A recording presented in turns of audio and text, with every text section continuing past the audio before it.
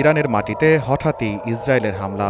ইরানের সেনাপ্রধান, অভিজাত বাহিনী, আইআরজিসির প্রধান সহ শীর্ষ বেশ কয়েকজন সেনা কমান্ডার নিহত হন। হতবিহ্বল ইরান সামলে উঠে পাল্টা হামলা তেহরানের। সেই থেকে দুপক্ষই টানা হামলা চালিয়ে যাচ্ছে একে অপরের দিকে।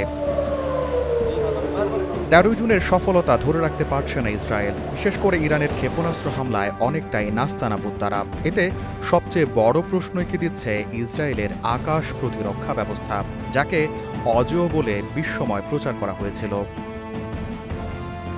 ইসরায়েলের বহুপক্ষীয় আকাশ প্রতিরক্ষা ব্যবস্থার কেন্দ্রে রয়েছে আয়রন ডোম। তেল আবিবের দাবি ছিল এটি ৯০% ক্ষেপণাস্ত্র ও ড্রোন ঠেকাতে সক্ষম। তবে যুদ্ধে যত দিন গড়াচ্ছে ততই এই প্রযুক্তির সক্ষমতার কঙ্কাল ভেসে উঠছে।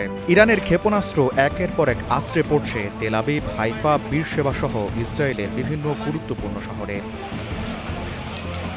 এর কারণ হিসেবে কিংস কলেজ লন্ডনের পোস্ট ডক্টরাল গবেষক মেরিনা মিরন জানান, ইসরায়েলের সীমিত ইন্টারসেপ্টর মিসাইল দিয়ে এত বেশি ক্ষেপণাস্ত্র ঠেকানো সম্ভব নয়।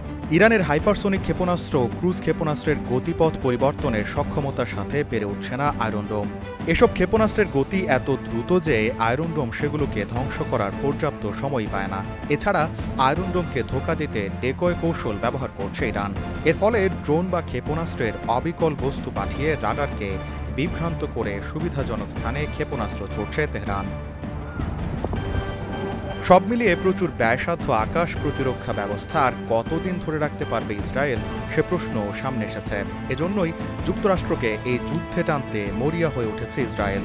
অবশ্য যুক্তরাষ্ট্রের জন্য সারপ্রাইজ প্যাকেজ জিয়ে রেখেছে ইরান।